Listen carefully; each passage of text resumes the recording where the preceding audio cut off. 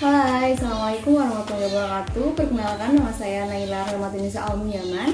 Di sini saya akan melakukan uji coba praktikum vitamin C, khususnya pada mata kuliah praktikum kimia pangan.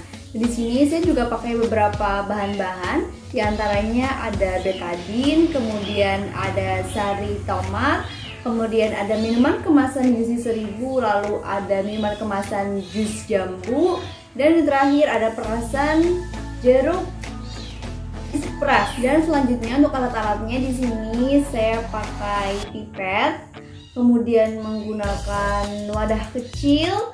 Selanjutnya di sini saya menggunakan tempat agar-agar, dan selanjutnya menggunakan gelas yang berisi air untuk mencuci pipet ini. Setelah kita pakai, mengambil salah satu sampel yang kita gunakan.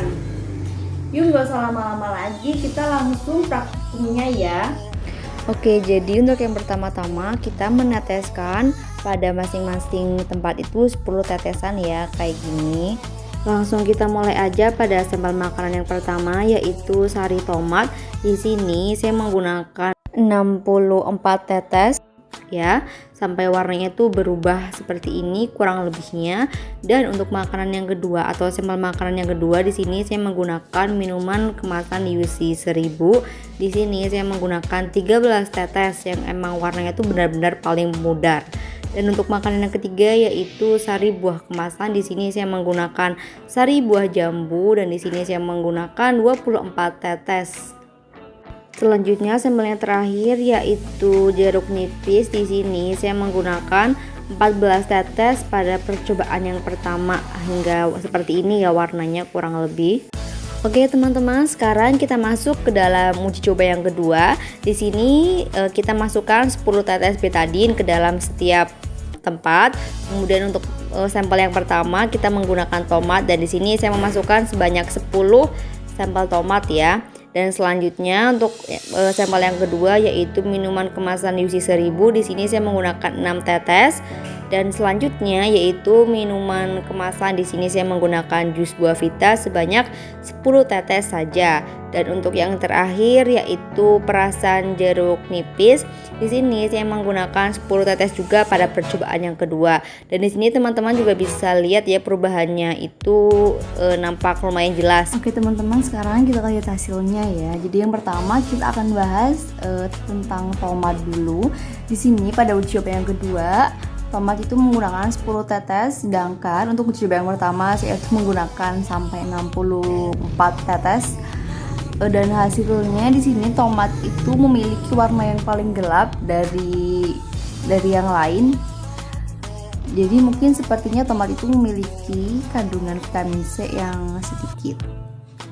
Selanjutnya untuk minuman Yusi 1000, di sini pada uji coba yang pertama saya menggunakan 13 tetes, dan untuk uji coba yang kedua saya menggunakan 6 tetes. Dan kita bisa lihat hasilnya di sini. Untuk yang minuman Yusi 1000 itu warnanya warna paling paling memudar gitu. Padahal Yusi 1000 ini kita hanya menggunakan paling sedikit jumlah tetesannya gitu. Namun warnanya di sini paling memudar. Selanjutnya kita akan bahas untuk yang ketiga yaitu sari buah kemasan buah jambu. Di sini teman-teman bisa lihat yang ketiga itu hasilnya hampir mirip dengan yang keempat yaitu jeruk nipis. Dan pada yang ketiga ini saya menggunakan 24 tetes pada uji coba yang pertama, dan uji coba yang kedua saya menggunakan 10 tetes. Selanjutnya kita lanjut yang terakhir yaitu jeruk nipis. Pada uji coba yang pertama saya menggunakan 14 tetes, dan uji coba yang kedua saya menggunakan 10 tetes. Hasilnya seperti yang saya bilang sebelumnya itu mirip dengan sari buah jambu kemasan. Begitu teman-teman. Jadi yang memiliki kandungan paling banyak di antara 4 minuman yang kita pakai yaitu Yusi 1000. Dan yang kedua itu yaitu jeruk nipis, kemudian sari buah jambu, Dan yang terakhir tomat. Oke teman-teman, dan tadi itu hasil dari coba kita, yaitu dari 4 sampel makanan tadi yang mengandung paling banyak vitamin C adalah minuman Nisi 1000. Oke teman-teman, cukup sekian video dari saya, kurang lebihnya terima kasih. See you in the next video. Assalamualaikum warahmatullahi wabarakatuh.